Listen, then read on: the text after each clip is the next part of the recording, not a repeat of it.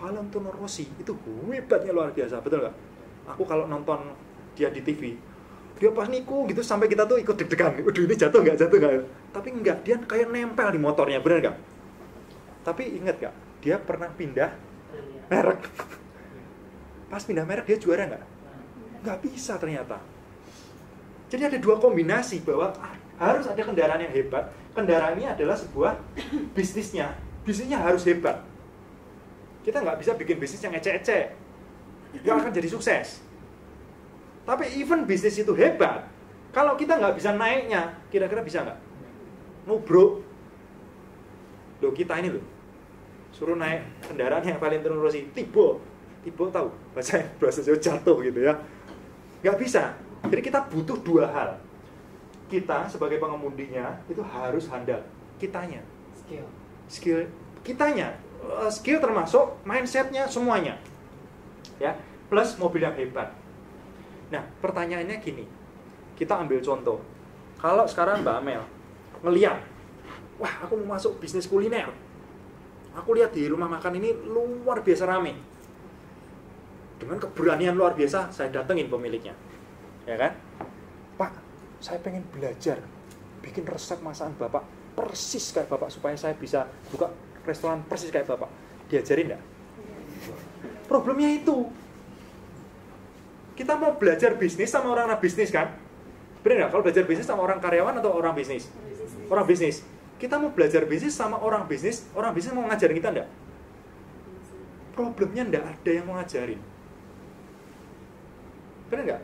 Lah gimana caranya kita bisa jadi pengemudi yang hebat? Kamu diajarin aja enggak?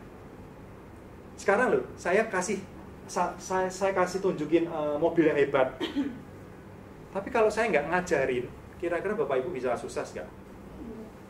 Nggak bisa. Nah, saya beruntung. Saya waktu diajarin Mr. Philip tentang tipe 5, diajarin konsep ini, dia mau ngajarin saya. Dia mau ngajarin saya jadi pengemudi yang hebat, sekaligus dia nunjukin mobilnya pada saya. Enak kan? Karena saya udah ditunjukin, diajarin pula, dituntun pula, akhirnya saya lebih gampang. Kalau saya suruh mulai dari nol lagi, ibarat gini deh, saya udah kasih konsep ini. Mas, namanya siapa Mas? Tadi belum kenalan. Ardi. Mas Ardi supaya bisa punya bisnis yang hebat, mobil yang hebat, kira-kira gampang mana? Mas Ardi saya tunjukin, ini loh kuncinya Mas. Atau Mas Adi bikin sendiri mobilnya, ngerakit sendiri mobilnya, gampang mana? Gampang dikasih kunci dong. Karena kalau ngerakit sendiri butuh waktu berapa tahun, belum tentu skill kita punya ya. Nah setelah ini saya akan tunjukin, saya mau tunjukin sekarang bisnis apa sih, cara nyari bisnis yang hebat kayak apa ya. Setelah saya tunjukin ini, saya berharap Bapak Ibu punya gambaran. Oh, cara cari bisnis itu kayak gini. Sehingga nanti kalau mau cari bisnis, kriterianya yaitu. Karena kalau kita mau cari bisnis sebenarnya ada kriterianya. Ngikutin itu aja. Ngikutin itu. Setelah ngikutin itu, beres. Cara cari bisnis yang benar, yang tepat itu cuma ada 5 kriteria.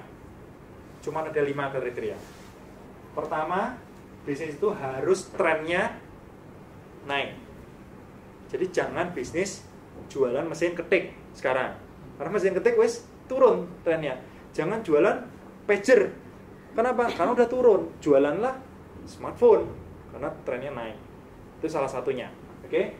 Nah, yang kedua, teknologi atau produk yang kita punya itu harus yang eksklusif. Harus yang benar-benar